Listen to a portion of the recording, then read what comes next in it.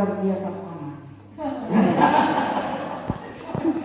Tetapi saya harap bukan saja udaranya yang panas, tetapi semangat kita juga panas. Amin. Amin. Kita membara. Haleluya. 2 Korintus 5 ayat 17. Mari kita baca satu ayat ini bersama-sama. Apakah semua sudah dapat? Kalau yang sudah dapat katakan Amin. Nah, yang sudah dapat katakan 2, 3. Jadi siapa yang ada dalam Kristus, ia adalah ciptaan baru. Yang lama sudah berlalu, sesungguhnya yang baru sudah datang. Pembaharuan apa saja yang dikehendaki oleh Kristus terjadi dalam diri kita. Karena itu, kalau kamu dibangkitkan bersama dengan Kristus, carilah perkara yang di atas, di mana Kristus ada, duduk di sebelah kanan Allah. Yang kedua, pikirkanlah perkara yang di atas, bukan yang di bumi. Nah, saudara, hal yang pertama, pembaharuan yang pertama yang perlu kita kerjakan, yang perlu kita alami, yang perlu kita itu harus upayakan adalah apa, saudara? Pembaharuan pola pikir. Mari kita katakan bersama. Pembaharuan pola pikir. Roma 12 ayat yang kedua mengatakan, biarlah kamu dibaharui oleh pembaharuan budimu. Nah, saudara, ayat ini, ayat yang kita sudah baca, pikirkanlah perkara yang di atas, bukan yang di bumi, bukan berarti bahwa kita tidak boleh memikirkan perkara-perkara di bumi. Bukan berarti, oh mulai sekarang saya gak usah pikirin pekerjaan. Oh berarti mulai sekarang saya gak usah pikirkan menikah. Apakah saudara nelayan? Apakah saudara guru? Apakah saudara ibu rumah tangga? Apakah saudara petani? Apa saudara apapun yang saudara kerjakan, katakan perbuatlah dengan segenap hatimu, seperti untuk Tuhan dan bukan untuk manusia. Nah, saudara, jadi kita bekerja bukan untuk pekerjaan itu sendiri. Kita bekerja untuk memuliakan Tuhan. Kita sekolah bukan untuk kita cari gelar yang tinggi, tetapi kita sekolah untuk memuliakan Tuhan. Saudara, hanya orang-orang yang memiliki prestasi baik dalam pekerjaan maupun pendidikan yang bisa mempengaruhi dunia ini. Kalau saudara tidak kuat di dalam hal itu, bagaimana kita bisa mempengaruhi ini? Sebab itu kalau kita sekolah sungguh-sungguh, tetapi bukan karena tujuan kita mencari gelar yang tinggi. Tujuan kita adalah supaya kita bisa mewartakan Kristus, supaya kita bisa menjadi terang, supaya kita menjadi garam di dalam dunia ini. Nah, ini saudara yang menjadi fokus kita. Nah, bagaimana membedakan mereka yang memiliki pola pikir manusia baru dan manusia lama? Kalau manusia baru, saudara, akan selalu bertanya di dalam hati, bagaimana agar aku berkenan kepada Tuhan dalam bekerja, dalam apapun. Saudara bertanya dalam hati, bagaimana di dalam pekerjaan aku berkenan kepada Tuhan. Di dalam berdagang, bagaimana di dalam berdagang aku berkenan kepada Tuhan. Di dalam sekolah, bagaimana di dalam sekolah aku berkenan kepada Tuhan. Bagaimana agar aku dapat menggenapi panggilan Tuhan di dalam hidupku ini. Enggak semua dari kita mungkin akan dipanggil sebagai hamba Tuhan, pendeta, atau pendeta muda, atau pendeta pembantu. Tetapi setiap kita dipanggil untuk menjadi saksi Kristus. Amin.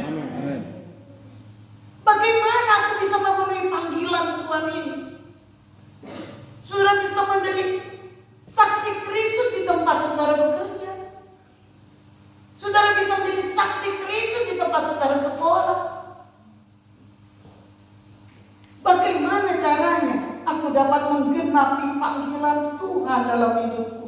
Bagaimana aku dapat jadi berkat bagi orang lain untuk menunjukkan kebaikan Tuhan di dalam hidup saya ini? Pikiran kita akan berpikir ke arah Tuhan, bagaimana aku jadi berkat? Bagaimana hidupku yang sementara ini bisa jadi berkat bagi orang lain? Bagaimana agar saya menjadi saksi Tuhan yang setia di dalam setiap apa yang saya kerjakan? Nah, ini kalau manusia baru, saudara. Pertanyaan seperti itu yang muncul di dalam benak kita. Kalau kita kembali kepada Tuhan, apakah kira-kira Tuhan puas enggak dengan kita? Saudara, kalau ketika saudara mau tidur, sebelum tidur, pernahkah saudara bertanya, Tuhan, puas enggak Tuhan hari ini dengan saya? Dulu zaman dulu ada satu lagu. Lagu ini bagus sekali, kata-katanya. Sekarang memang sudah gak pernah dinyanyikan, tapi karena lagu ini bagus, saya selalu dengar. Telah kau periksa hatimu kala hari kan lalu, adakah sesuatu kau sembunyikan? Bila hidupmu selesai, kekekalan dimulai. Bila kau dihadapkan, akan puaskah Tuhan? Puaskah Tuhan?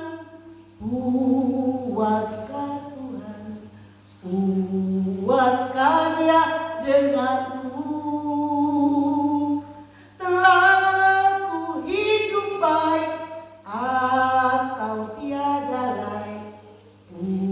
Puaskah Dia denganku?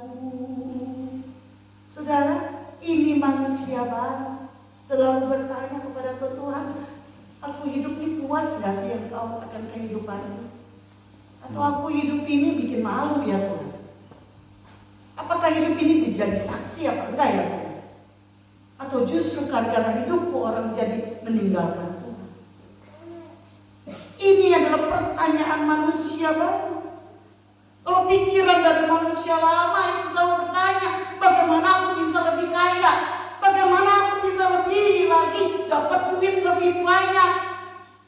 Kalau orang Cina bilang ciak sana, ciak sini, ya.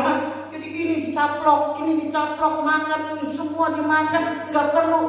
Jadi bukan makan di mana kita hari ini, makan siapa kita hari ini. Nah, ya.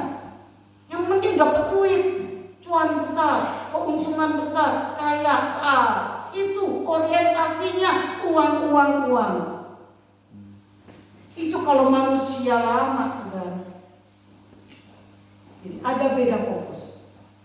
Kalau kita mengalami pembaruan pola pikir, maka fokus kita berbeda. Sebab itu, mari saudara, hal pertama kita baharui pola pikir kita. Yang kedua adalah pembaharuan pada rasa aman. Sebab kamu telah mati dan hidupmu tersembunyi bersama dengan Kristus di dalam Allah. Apabila Kristus yang adalah hidup kita menyatakan diri kelak, kamu pun akan menyatakan diri bersama dengan Dia di dalam kemuliaan. Saudara, perhatikan ayat yang ketiga ini. Bahwa hidup kita ini akan tersembunyi, akan dilindungi bersama Kristus di dalam Allah hanya jika kita telah mati bagi hidup kita. Tadi yang kita mengatakan, sebab kamu telah mati. Sebab kamu telah mati dan hidupmu tersembunyi bersama dengan Kristus di dalam Allah. Jadi saudara, kalau kita mau hidup kita dilindungi oleh Tuhan, tersembunyi di dalam naungan Tuhan, matikan diri kita ini.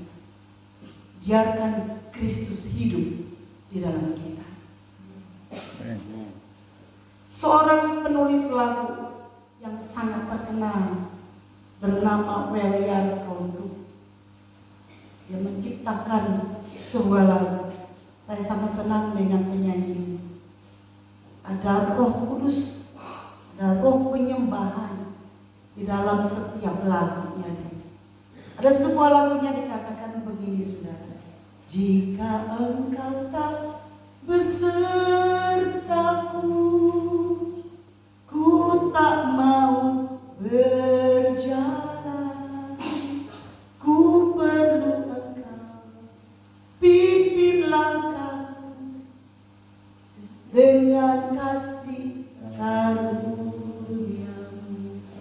Dia mengutip dari seorang yang bernama Musa. Ketika Tuhan mengatakan, Tuhan marah kepada umat Israel. Musa, oke, mulai sekarang kamu berjalan, aku akan kirim kamu seorang malaikat. Dia akan membawa engkau masuk ke dalam tanah perjanjian. Musa bilang, Tuhan, kalau engkau sendiri, bukan engkau sendiri yang memimpin kami, aku tidak mau berjalan. Malaikat tidak cukup, Tuhan. Aku perlu engkau. Aku perlu Tuhan yang memimpin perjalanan hidup. Amin. Tuhan itulah yang melindungi kita. Dia itulah yang menjaga kita. Kalau kita ada di dalam tangannya Tuhan, gak usah khawatir. Amin. Gak usah khawatir. Saudara tidak akan mungkin dibiarkan kelaparan. Daud mengatakan, Daud aku muda, sekarang aku tua, tapi aku tidak pernah melihat orang benar hidupnya meminta-minta. Orang benar adalah orang yang takut akan Tuhan. Dia hidupnya akan dipelihara oleh Tuhan. Amatana, inadana, jangan khawatir kalau engkau benar hidupmu. Kalau engkau menyerahkan seluruh hidupmu kepada Tuhan, jangan khawatir. Tuhan akan melindungi engkau. Tuhan akan memelihara engkau. Tuhan akan menjaga engkau. Tuhan akan mencukupkan engkau. Saudara, rasa aman kita jangan kita taruh pada materi. Rasa aman kita jangan kita taruh pada anak kita, meskipun anak kita hebat. Dengarkan ini, meskipun anak saudara hebat, anak saudara pintar, tapi rasa aman saudara jangan saudara taruh kepada yang sementara sifatnya. Karena semua yang ada di kolong langit ini akan satu kali tergoncang, digoncangkan. Taruh rasa aman kita kepada yang tidak bisa tergoncang, yaitu siapa? Yesus. Taruh rasa aman kita kepada Dia di dalam Allah. Dikatakan lebih jauh di ayat 4, bukan saja kehidupan sekarang kita aman, tetapi Allah juga menjamin kehidupan kekal. Di ayat 4 dikatakan, apabila Kristus yang adalah hidup kita menyatakan diri kelak, kamu pun akan menyatakan diri bersama dengan Dia di dalam kemuliaan. Katakan amin. Amin. Saudara, kita dipelihara Tuhan, bukan saja di bumi ini. Ya. Jadi kalau saudara susah-susah sedikit di bumi ini, jangan gampang mengeluh. Saudara, kadang-kadang orang menyerah hanya karena masalah kecil. Sudah saya mau tanya, selamanya itu berapa lama, saudara? Selamanya itu berapa lama? Coba ada yang tahu nggak? Selamanya itu berapa lama? Halo? Selamanya itu berapa lama? 100 tahun kan? Iya nggak 100 tahun? 1000 tahun? Selamanya itu tidak terbatas. Alkitab mengatakan 70 tahun. Kalaupun kuat 80 tahun. Tapi bonusnya adalah kesusahan. Ya, jadi saudara, bandingkan 70-80 tahun dengan selamanya. Tadi kita katakan selamanya itu berapa lama? 1000 tahun aja enggak, tidak terbatas. 70 tahun dibandingkan dengan selamanya itu seberapa, saudara? Enggak ada artinya. Jadi maksud saya, jangan menyerah. Amin. Saudara mungkin ada kesulitan, jangan pernah menyerah. Coba senggol dulu kiri kanan, bilang jangan menyerah. Jangan menyerah. Jangan menyerah karena kesusahan. Jangan Yo, menyerah katakan, karena kesusahan. jangan menyerah karena kesusahan. Jangan menyerah karena kesusahan. Ayo, cek dulu temannya, sebelahnya. Jangan menyerah karena ekonomi. Yuk, jelas, jangan menyerah karena ekonomi. Jangan menyerah karena ekonomi.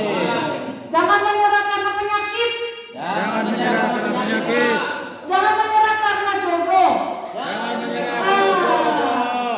Itu pentingnya. Ya. Taruh rasa aman kita pada Tuhan saja. Amin. Karena Dia yang menjamin hidup kita di sini sampai kekekalan. Ya. Nah, itu luar biasa, saudara. Jangan pernah lupa. Pokoknya saudara harus ingat itu kata-kata saya. Jangan pernah menyerah. Saudara mungkin diizinkan Tuhan mengalami kesulitan, tapi sementara ingat usia kita itu hanya nggak kelihatan dibanding kekekalan, dibanding selamanya. Ya. Yang ketiga, pembaruan pada tingkah laku. Yuk kita baca ayat. Karena itu, matikanlah dalam dirimu segala sesuatu yang duniawi, yaitu percabulan, kenaisan, hawa nafsu, nafsu jahat, dan juga keserakahan yang sama dengan penyembahan Allah. Semuanya itu mendatangkan murka Allah atas orang-orang durhaka.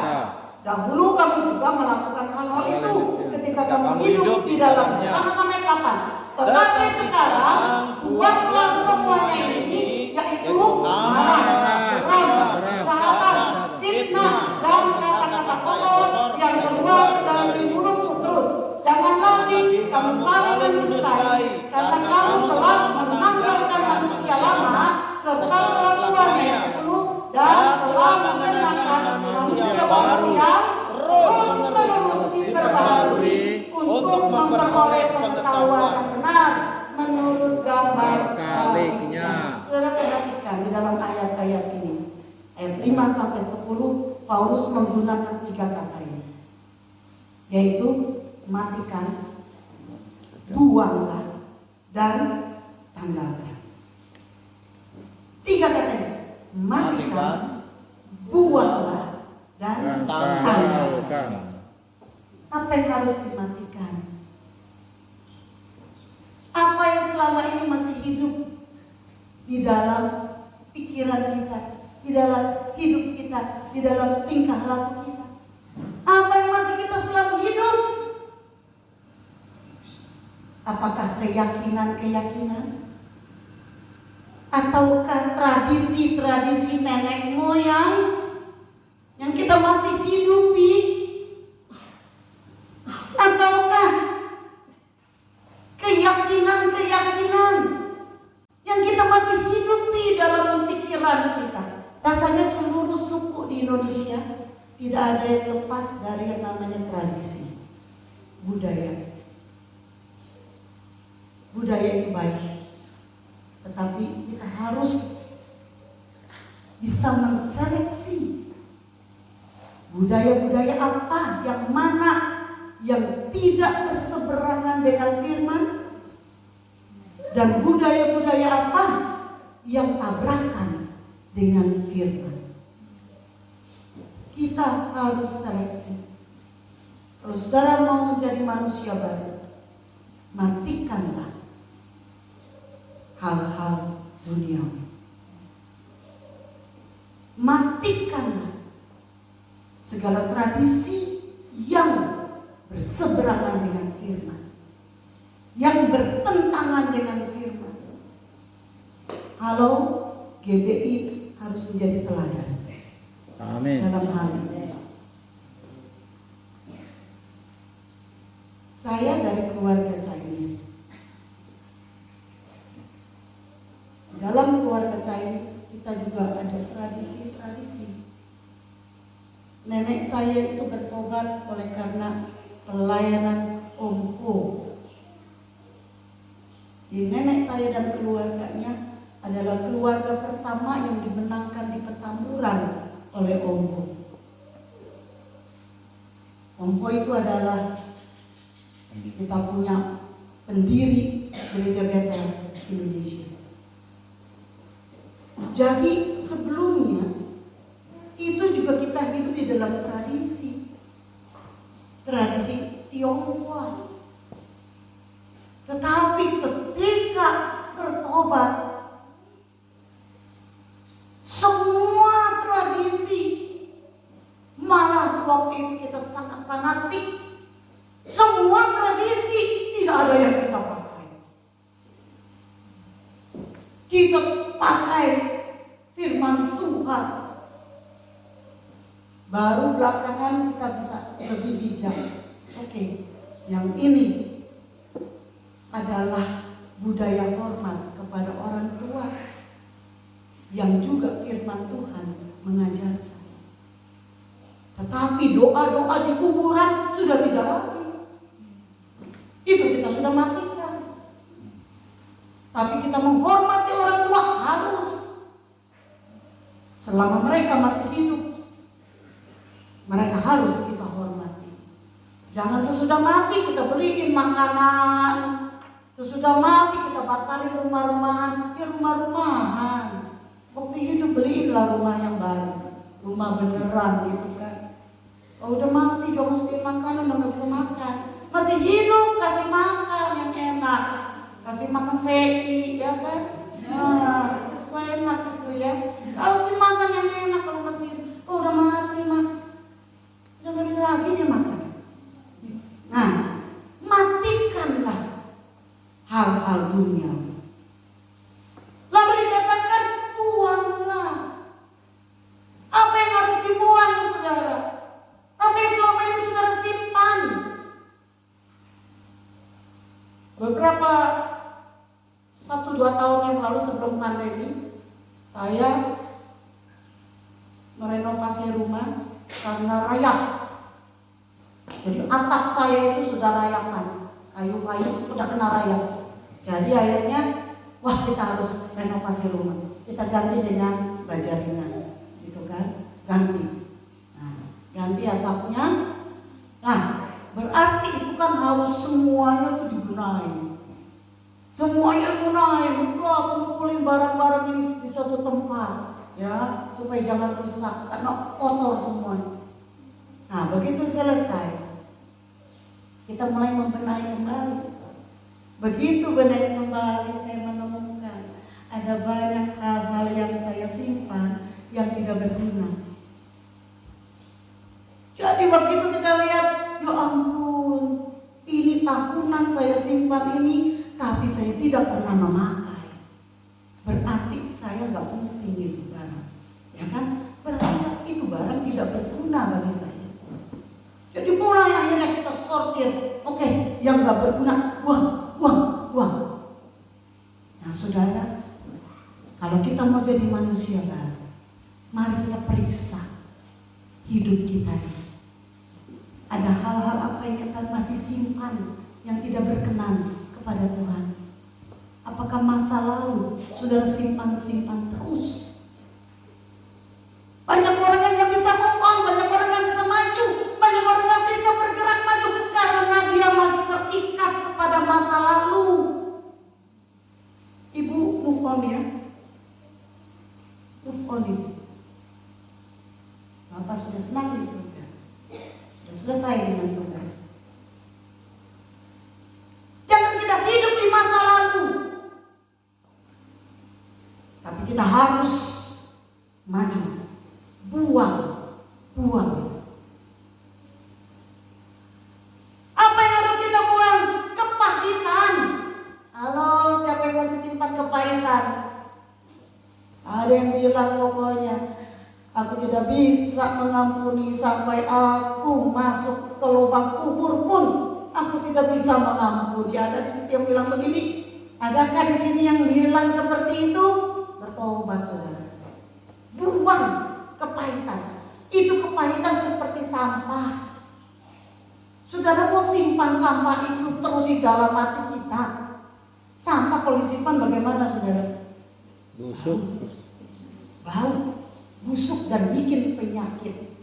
Nah, sebab itu banyak orang yang sakit karena kepahitan, gak bisa mengampuni. Saudara, Tuhan bilang, ampunilah, kamu selalu mengampuni. Saudara pikir kalau kita mengampuni itu yang beruntung Tuhan? Tidak. Saya mau katakan, kalau saudara mengampuni saudaramu, kalau saudara mengampuni orang lain, siapa yang beruntung saudara? Kita sendiri. Jangan saudara pikir keenakan dia dong kalau saya ampuni. Salah saudara. Itu tipu dari iblis. Karena sebetulnya yang tersiksa itu adalah siapa? Yang tidak bisa mengampuni. Tiap kali kita tidur ingat dia. Bukan ingat karena kebaikan, karena benci. Tiap tutup mata gedok banget sama dia. Tuilah. Saudara, akhirnya saudara hidupnya tersiksa. Jadi buang kepahitan itu, buang saudara. Ya, saudara akan merasakan damai sejati. Ketika saudara bilang, Tuhan, aku mau lepaskan pengampunan. Sakit memang ketika saudara diperhadapkan kembali dengan itu. Tapi sekarang saudara katakan, mulai saat ini dan seterusnya, aku tidak lagi mau menyimpan kepahitan. Aku lepaskan pengampunan.